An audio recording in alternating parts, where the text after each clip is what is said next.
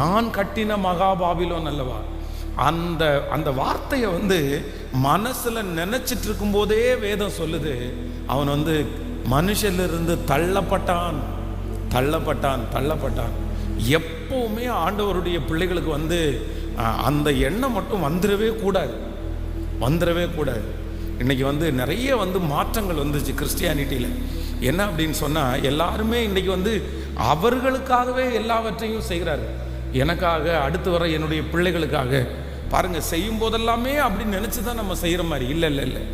இன்றைக்கு ஒரு தீர்மானம் எடுக்கணும். இந்த மாதம் முழுதும் ஆண்டவர் உங்களை வெற்றியாய் ஆண்டவர் நடத்த போகிறாரு, ஆச்சரியமாய் ஆண்டவர் நடத்த போகிறாரு. கர்த்தர் புதுமைகளை உங்களுடைய கண்கள் காண செய்ய போகிறார். ஆனால் உங்கள் மனசுக்குள்ளே என்ன பண்ணணும்னா, என்ன செஞ்சாலும் அதில் ஆண்டவருடைய நாமம் மகிமைப்படுவதாக, கர்த்தருடைய நாமம் மகிமைப்படுவதாக. ஆண்டவர்